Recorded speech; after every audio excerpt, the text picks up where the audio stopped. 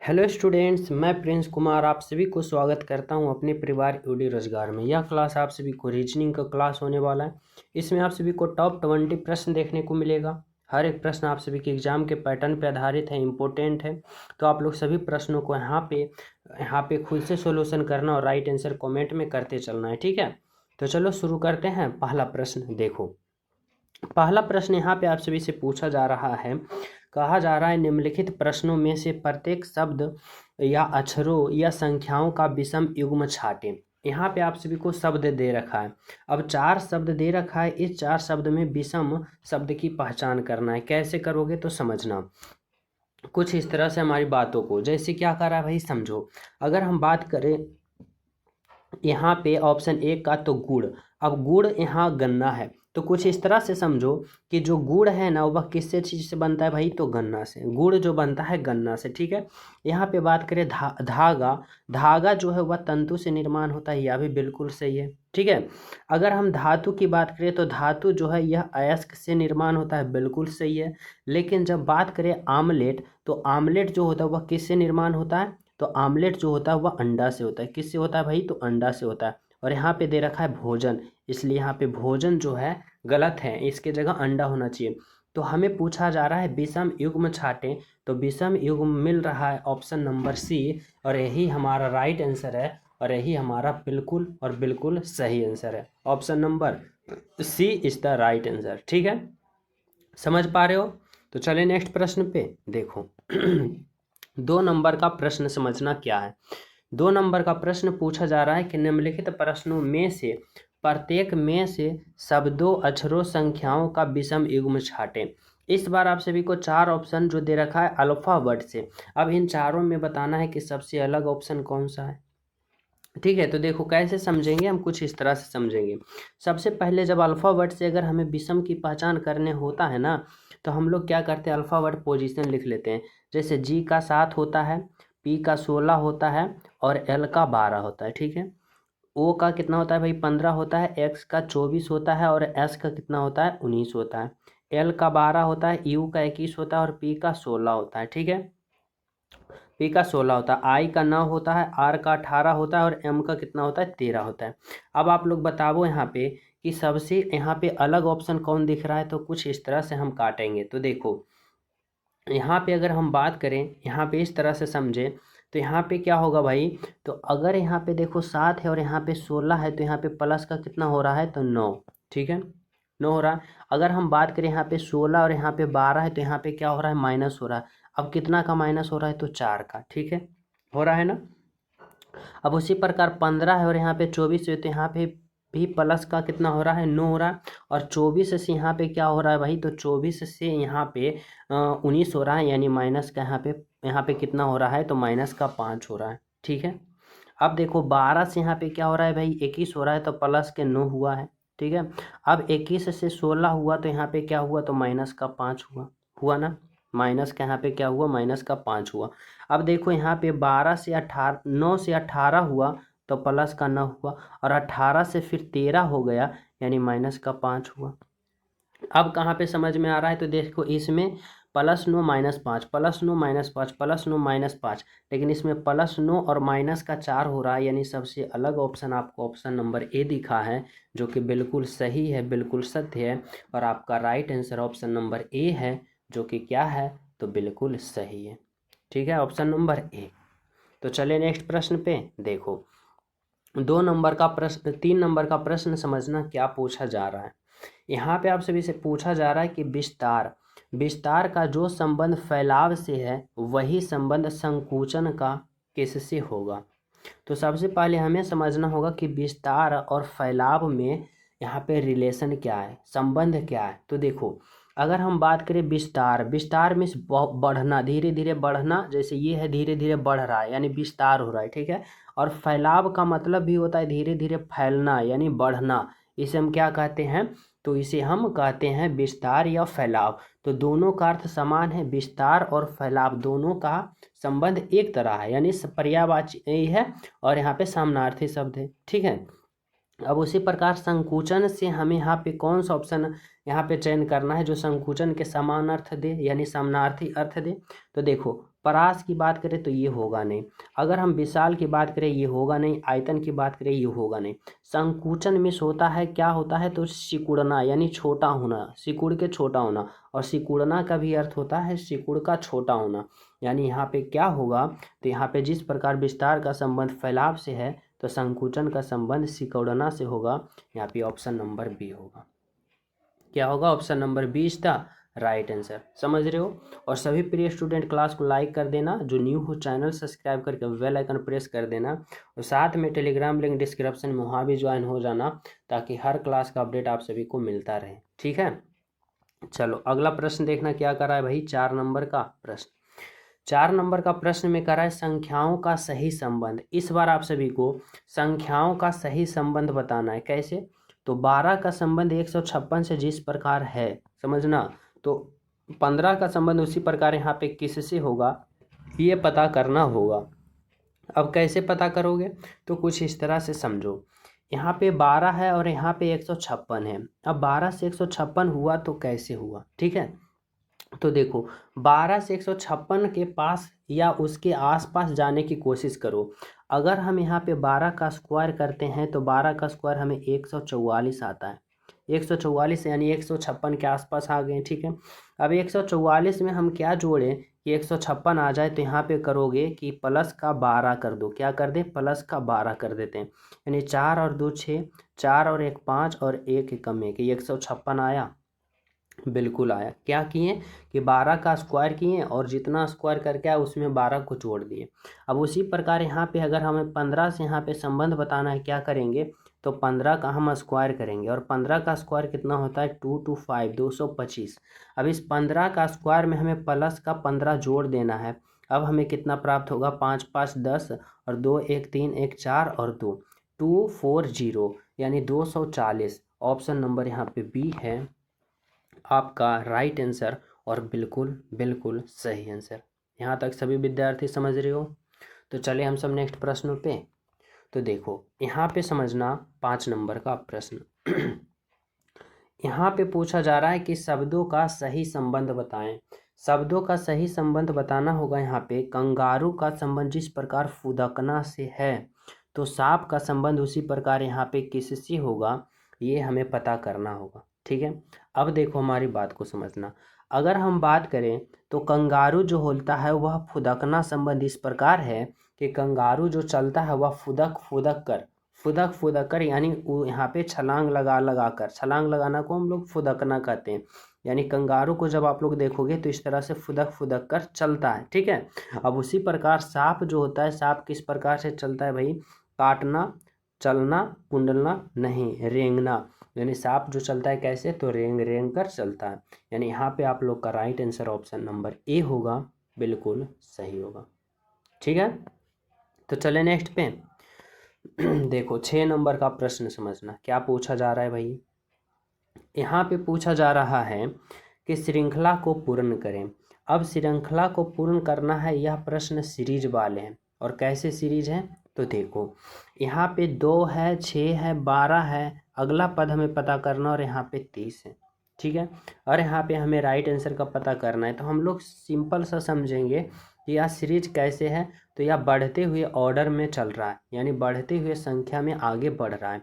तो हमें कुछ इस तरह से समझना होगा कि अगर 2 से 6 हुआ तो क्या हुआ भाई, प्लस का 4 हुआ।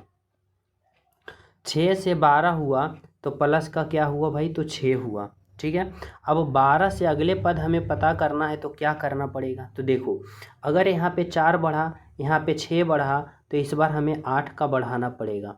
ठीक है, 4 में 2 जोड़ा 6, 6 में 2 जोड़ा 8। अब 12 में 8 जोड़ेंगे तो हमें क्या हो जाएगा, 20 हो जाएगा। ठीक है, अब जब 20 से अगले पद में हम क्या करें कि यहाँ पे 30 आ जाए, तो बोलोगे प्लस का 10 जोड़ो। अब देखो यह सीरीज बिल्कुल सही चल रहा है। 4 में प्लस 2 6, 6 में प्लस 2 8, 8 में प्लस 2 10। यानी यहाँ पे क्या आया, तो यहाँ पे 20 आया। और 20 कौन सा ऑप्शन में है, तो ऑप्शन नंबर 1 में है। यानी राइट आंसर जो होगा ऑप्शन नंबर ए होगा, बिल्कुल सही, बिल्कुल सत्य, यानी राइट आंसर ऑप्शन नंबर। ठीक है, तो चले नेक्स्ट प्रश्न पे। चलो 7 नंबर का प्रश्न समझना क्या है।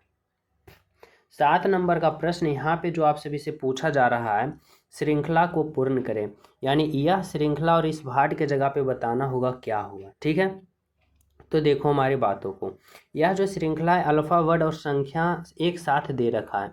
अब यहाँ पे समझने वाली बात ये है कि बी का अल्फा वर्ड पोजीशन 2 होता है, डी का अल्फा वर्ड पोजीशन 4 होता है, एफ का 6, एच का 8, जे का 10, एल का 12। तो अगला क्या होगा ये आप लोग को बताना है। तो इस तरह से पहले आप लोग संख्या से चलो। देखो 2 से 4 चला प्लस का 2 हुआ, 4 से 6 चला प्लस का 2 हुआ, 6 से 8 चला प्लस का 2, 8 से 10 प्लस का 2, 10 से 12 प्लस का 2। अब 12 से अगले चलेगा तो यहाँ पे भी प्लस का 2 होगा, और 12 प्लस का 2 करेंगे तो 14 होगा, और 14 जो अल्फ़ाबेट पोजीशन होता है वह एन का होता है। एन और 14 कौन सा ऑप्शन में है, तो एन और 14 ऑप्शन नंबर डी में है, यानी राइट आंसर आपका ऑप्शन नंबर डी होगा। बिल्कुल बिल्कुल सही।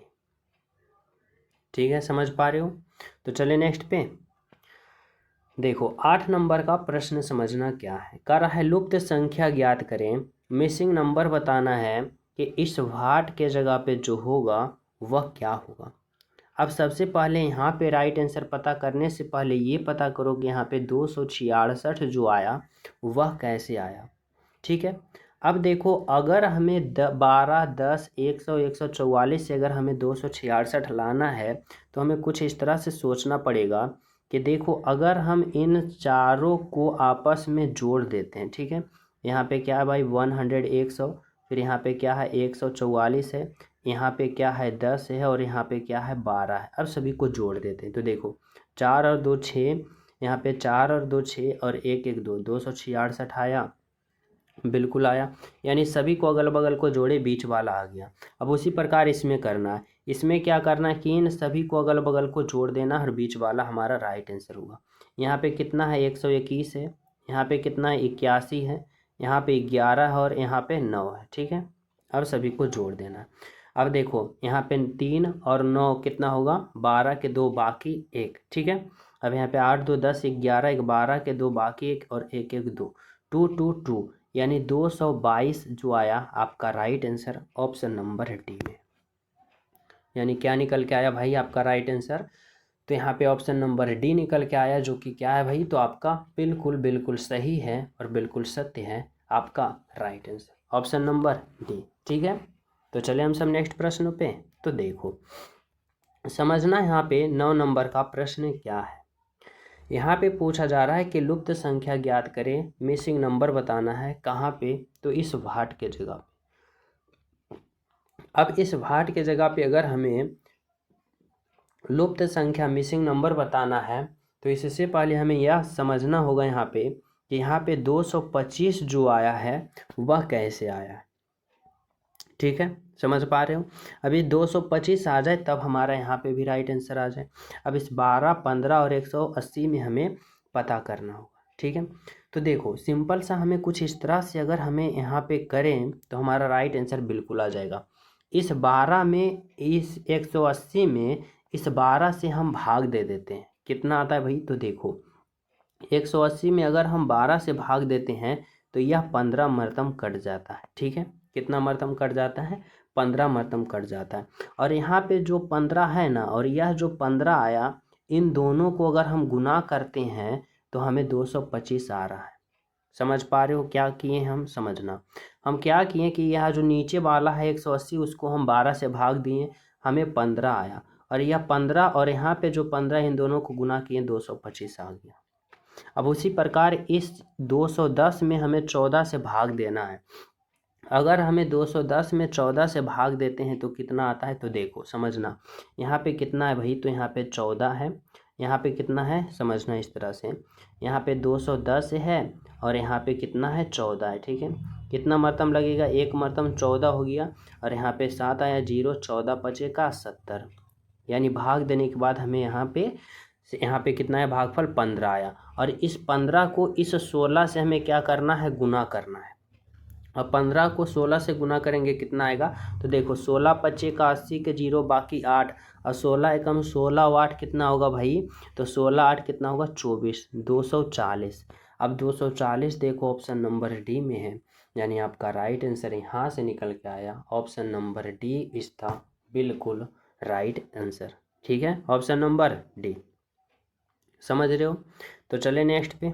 चलो देखो 10 नंबर का प्रश्न समझना क्या कह रहा है, तो समझना। यहाँ पे पूछा जा रहा है यदि पूर्व को पश्चिम, पश्चिम को उत्तर, उत्तर को दक्षिण, दक्षिण को उत्तर माना जाए तो सूर्योदय किस दिशा में होगा। यह प्रश्न डायरेक्शन का है, दिशा का है। सबसे पहले ये समझो, ऊपर की ओर उत्तर कहते हैं, नीचे की ओर दक्षिण कहते हैं, इस तरफ को पूर्व कहते हैं और इस तरफ को हम लोग पश्चिम कहते हैं। ठीक है, अब देखो क्या कर रहा है, कह रहा है पूरब को पश्चिम कहते हैं। ठीक है, पूरब कहाँ है भाई, यहाँ, तो यहाँ भी यही होगा। अब इस तरफ को पूरब को हम लोग क्या कहते हैं, यहाँ पे इस तरह से समझना। देखो कह रहा है पूरब को पश्चिम कहते हैं, तो यहाँ पे पश्चिम लिखो, सॉरी माफ़ करना, पूरब कहाँ है, यहाँ, और पूरब को हम लोग पश्चिम कहते हैं, पूरब को हम लोग पश्चिम किए हैं। ठीक है, कह रहा है पश्चिम को उत्तर कहते हैं, पश्चिम इस तरफ है, पश्चिम को उत्तर कहते हैं, यहाँ पे उत्तर लिखो। कह रहा है उत्तर को दक्षिण कहते हैं, उत्तर यहाँ पे है, अब इसको हम लोग दक्षिण कहेंगे। ठीक है, अब कह रहा है दक्षिण को उत्तर कहते हैं, दक्षिण नीचे है, तो यहाँ पे क्या कहते हैं, दक्षिण को यहाँ पे उत्तर कहते हैं। ठीक है, अब यहाँ पे आप लोग को समझना होगा। देखो यहाँ पे क्या कर रहा है, कह रहा है भारत में सूर्योदय किस दिशा में होता है। तो सबसे पहले सिंपल तरीका से आप लोग समझो कि अगर हम बात करें भारत में सूर्योदय जो होता है वह पूर्व दिशा में, वास्तविक में समझना है यहाँ पे इस तरह से।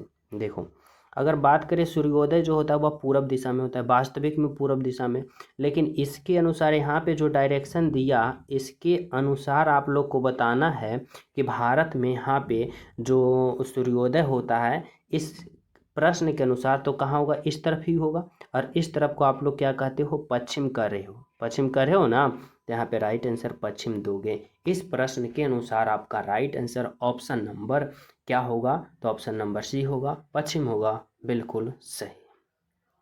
ठीक है भाई, समझ रहे हो यहाँ तक सभी विद्यार्थी। जैसे जैसे प्रश्न कहेगा वैसे वैसे करना, और वास्तविक में पहले देखो पूरब में होता है तो इस तरफ भाग को यहाँ पे पश्चिम कहा जाता है, यानी सी आपका राइट आंसर होगा। तो चले नेक्स्ट पे। चलो देखो 11 नंबर का प्रश्न समझना क्या कर रहा है।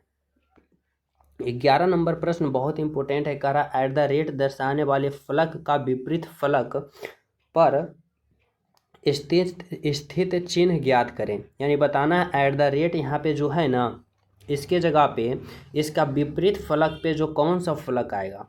अब दो पासा दे रखा है, इसमें कुछ डायरेक्शन यहाँ पे स्थितियाँ दे रखा है। अब एट द रेट का विपरीत पता करना होता है, यानी जब भी दो पासा दे दिया जाए किसी भी फलक का विपरीत पूछे ना, सिंपल सा आप लोग वहाँ पे पता करना कि इन दोनों पासा में कॉमन स्थिति कौन है।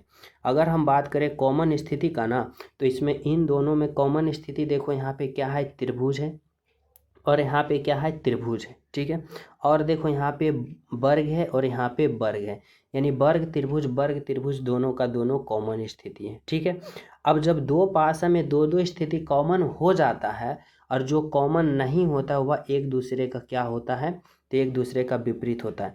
जैसे कि देखो यहाँ पे कौन कौन कॉमन नहीं हो रहा है, तो एट द रेट और इन्फिनाइट ये एक दूसरे का विपरीत होगा। और हमसे पूछा एट द रेट का विपरीत, तो एट द रेट का विपरीत ये इन्फिनाइट होगा, यानी ऑप्शन नंबर सी होगा। ऑप्शन नंबर सी जो होगा आपका राइट आंसर, ठीक होगा। चले नेक्स्ट पे। चलो 12 नंबर का प्रश्न देखना, और सभी प्रिय स्टूडेंट क्लास को लाइक कर दो, जो न्यू होना चैनल सब्सक्राइब करके बेल आइकन प्रेस कर देना, ताकि हर क्लास का अपडेट आप सभी को टाइम टू टाइम मिलता रहे और आप लोग अपने प्रैक्टिस सेट और अपने फाइनल एग्जाम में बहुत ही ज़्यादा नंबर इंक्रीज कर पाओ। ठीक है, यहाँ पे समझने वाली बात ये है, करा पुरुष, पिता और भाई में आप लोग को कौन सा आरेख का चयन करोगे ताकि इन तीनों का एक साथ सही संबंध बता सकें। ठीक है, अब ऐसे प्रश्नों को आप लोग को इस तरह से सोचना पड़ेगा। यहाँ पे पुरुष है, पिता है, भाई है।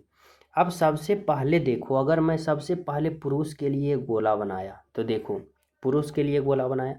अब देखो जितने भी पिता होता है और जितने भी भाई होता है, सभी क्या होता है, पुरुष होता है, सभी पुरुष होता है, यानी इस पुरुष के अंदर होगा दोनों का दोनों, ये दोनों इस पुरुष के अंदर होगा। इतना तो समझ गए हो।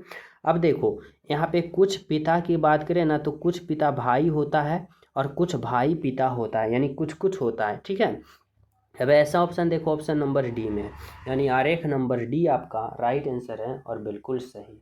समझ रहे हो? तो चले नेक्स्ट पे। देखो 13 नंबर का प्रश्न समझना क्या है। 13 नंबर का प्रश्न पूछा जा रहा है कि उस शिक्षकों का पता लगाएं जो डॉक्टर है लेकिन भारतीय नहीं। समझना, हमें उसको पता करना है, उस शिक्षक का, यानी टीचर का है, तो हमें ऐसे टीचर को पता करना है जो क्या है, तो जो डॉक्टर है, यानी इस डॉक्टर है लेकिन इंडियन नहीं। यानी हमें क्या करना है, तो हमें इंडियन वाले से दूर रहना है। इंडियन वाले गोले के अंदर जो है उससे हमें दूर रहना है, लेकिन डॉक्टर भी होना चाहिए और टीचर भी होना चाहिए। तो ऐसा कौन है, तो ऐसा ही 4 है, और 4 है ओनली 1, जो कि आपका राइट आंसर है। ठीक है, समझ पा रहे हो? ऑप्शन नंबर सी 4 जो आपका राइट आंसर है। चले नेक्स्ट पे। 14 नंबर का प्रश्न समझना। देखो 14 नंबर का प्रश्न क्या है, करा है किन दो गणितीय चिन्ह को परस्पर बदलना चाहिए ताकि यह जो समीकरण है पूर्ण रूप से सही हो जाए। ठीक है, अब देखो ऐसे प्रश्न को आप लोग अगर ऑप्शन 1 2 3 4 धर के सॉल्यूशन करोगे बहुत ही टाइम होगा। अगर मान लो कि ऑप्शन नंबर डी आपका राइट आंसर है, तो तीसरे के बाद चौथे धरोगे, यहाँ पे सॉल्यूशन करोगे, तब आपका राइट आंसर होगा। अब देखो मैं यहाँ पे चुटकियों में इसका सॉल्यूशन बताता हूँ, समझना।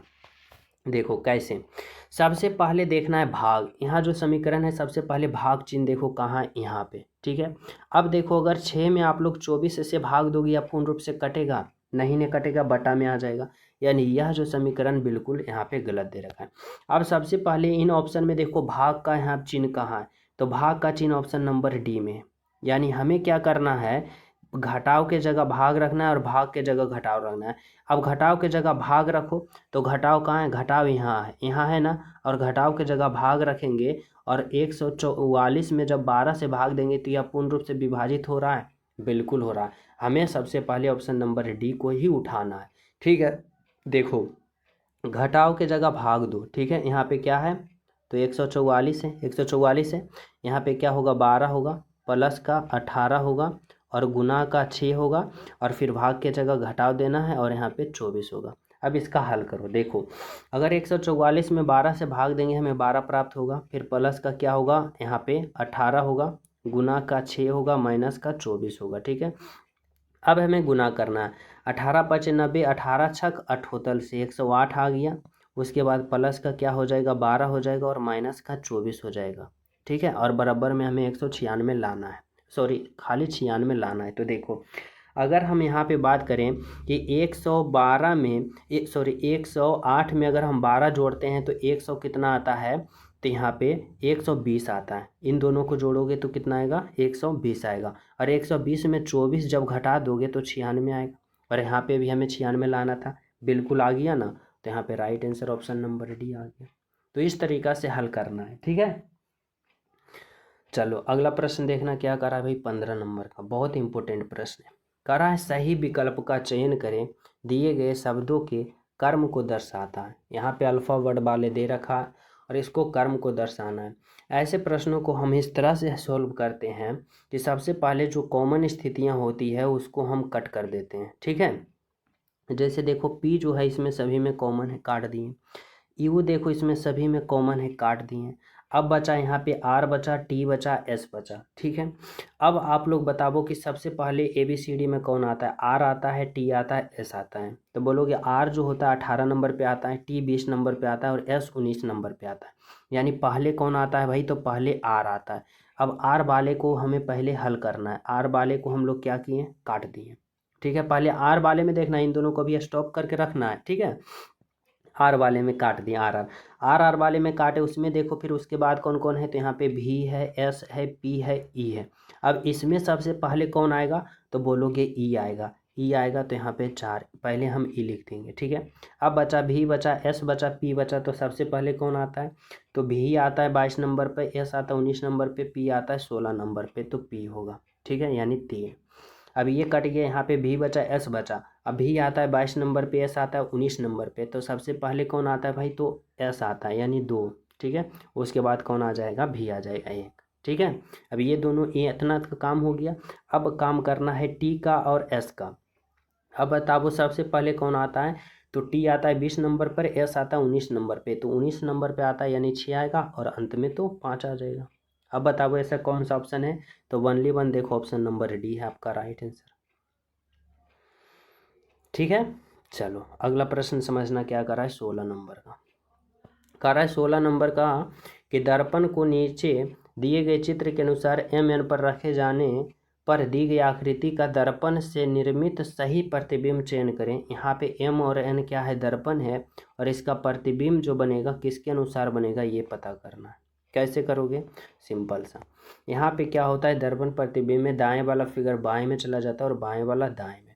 जैसे देखो यहाँ पे 7 जो है इस तरफ, वह इस तरफ आ जाएगा, और इस तरफ भी कैसे हो जाएगा, तो इस तरफ ऐसे हो जाएगा 7। ठीक है, अब देखो ऐसे 7 में कौन सा है, तो ऑप्शन ए गलत हो गया और ऑप्शन का डी गलत हो गया। ठीक है, यहाँ पे 8 है तो 8 तो ऐसे ही होगा, 8 ऐसे ही सिंपल रहेगा।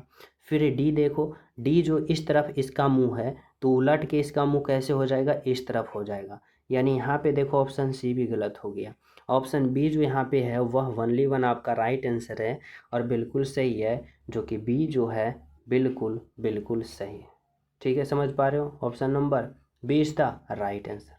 तो चले नेक्स्ट प्रश्न पे, देखो 17 नंबर प्रश्न समझना। कह है दर्पण को नीचे दिए गए एम एन दर्पण पर रखे जाते हैं तो इसका आकृति जो बनेगा दर्पण में सही प्रतिबिंब कैसा बनेगा। देखो यहाँ पे ये जो है दर्पण है, यहाँ पे ये आकृति दे रखा है और इसका प्रतिबिंब कैसा बनेगा ये पता करना है। अब देखो समझना हमारी बात को, दर्पण इमेज में क्या होता है, सिंपल सा समझना कि दाएं वाला फिगर बाएं में चला जाता है और बाएं वाला फिगर दाएं में चला जाता है। समझ पा रहे हो।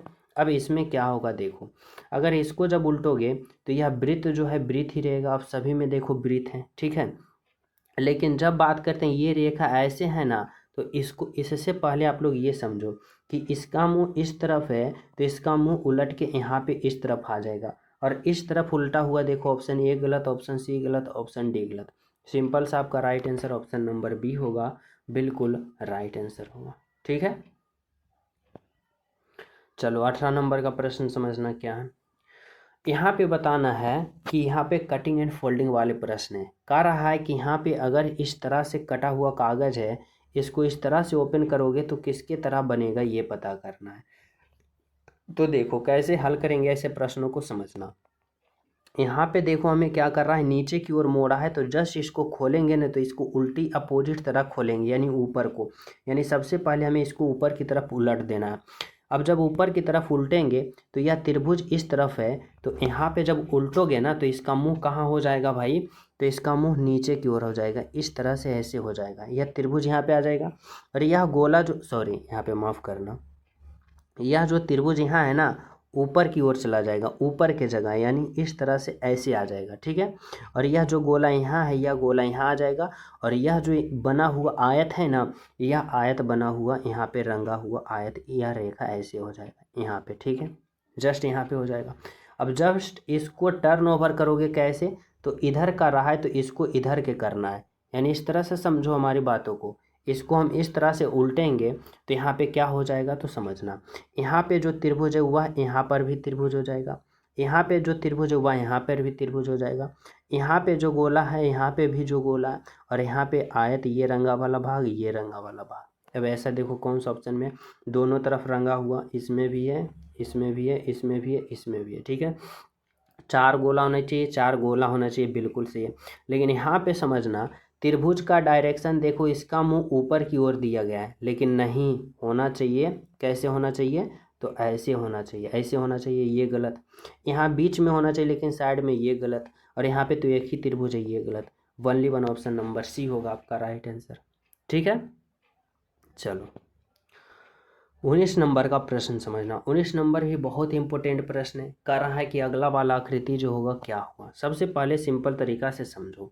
सबसे पहले यहाँ पे समझने योग्य ये बात यह है कि यहाँ पे एक सीधी रेखा है और उसमें इस तरह से हुक लगा दिया, यानी टी की तरह बन रहा है। ठीक है, अब ये रेखा ये रेखा जो है जब अगले आकृति में आता है तो यहाँ पे आ गया, इसके बाद आकृति में यहाँ पे आ गया, उसके बाद आकृति में यहाँ पे आ गया, तो इसके बाद यहाँ पे आना चाहिए कि नहीं, आना चाहिए ना, बिल्कुल आना चाहिए। उसके बाद हमारी बातों को यहाँ पे ये समझना कि ये जो सिंपल रेखा है यहाँ आ गया, फिर यहाँ आ गया, फिर यहाँ आ गया, तो इस बार सिंपल रेखा यहाँ आना चाहिए। ठीक है, बिल्कुल। अब देखो ऐसा कौन सा ऑप्शन है, तो ऑप्शन नंबर सी गलत हो गया और ऑप्शन नंबर का डी गलत हो गया ना। अब यहाँ पे आप लोग को समझना पड़ेगा ये वाली बात कि यहाँ पे देखो सिंपल सा समझना हमारी बातों को। इतना समझ गए हो कि ऑप्शन सी गलत और ऑप्शन का डी गलत, यानी ऑप्शन का सी गलत और ऑप्शन का डी गलत। तो यहाँ पे हमारा रेखा कुछ ऐसा बना था और यहाँ पे कुछ ऐसा बना था। ठीक है, अब आगे हम क्या बात समझ सकते हैं, तो ये समझ सकते हैं, देखो अगर हम बात करें यहाँ पे, देखो यहाँ पे ये रेखा ऊपर वाली रेखा है, तो एक रेखा में कितने बिंदु दे रखा है, तो 3 बिंदु, 2 बिंदु यहाँ पे एक साथ दे रखा है और 1 बिंदु यहाँ पे दे रखा है। ठीक है, अब ये वाला रेखा कहाँ आ गया, यहाँ पे आ गया, फिर ये वाला रेखा यहाँ पे आ गया, फिर ये वाला रेखा यहाँ पे आ गया, तो ये वाला रेखा यहाँ पे आना चाहिए। और यहाँ पे भी कैसे आएगा, तो देखो यहाँ पे 2 बिंदु, यहाँ पे क्या बोल रहा है, 1 बिंदु यहाँ है, तो यहाँ पे आए 1 बिंदु यहाँ पे, 1 बिंदु यहाँ पे, 1 बिंदु यहाँ पे। जब 1 बिंदु आएगा तो 1 बिंदु यहाँ पे आ जाएगा और 2 बिंदु यहाँ पे हो जाएगा। अब पहले 1 बिंदु होना चाहिए, बाद में 2 बिंदु, यहाँ पे पहले 2 बिंदु है, ये गलत। यहाँ पे ऑप्शन नंबर बी आपका राइट आंसर होगा। ठीक है, यानी ऐसे होगा, ऐसे होगा, ऐसे होना चाहिए, यहाँ पे 1 बिंदु होना चाहिए और यहाँ पे 2 बिंदु होना चाहिए। ठीक है, और ये 19 नंबर का प्रश्न और ये 20 नंबर का प्रश्न, सॉरी माफ़ करना, ये 20, यहाँ पे देखो ये 19 नंबर का प्रश्न हो गया और ये 20 नंबर का प्रश्न है। अब ये 20 नंबर का प्रश्न मैं आप सभी को होमवर्क के रूप में देना चाहता हूँ। बताना है कि कुर्सी का जो संबंध लकड़ी से है तो कंबल का संबंध किससे होगा। और यह प्रश्न आप सभी को गृह कार्य है, यानी होमवर्क है। तो आप लोग राइट आंसर इस प्रश्न का सभी विद्यार्थी कमेंट में बताना। जो न्यू हो चैनल सब्सक्राइब कर लेना, बेल आइकन प्रेस कर देना, क्लास को लाइक एंड शेयर जरूर करना। ठीक है, मिलते हैं अगले क्लास में, जब तक सभी को हमारे तरफ से जय हिंद।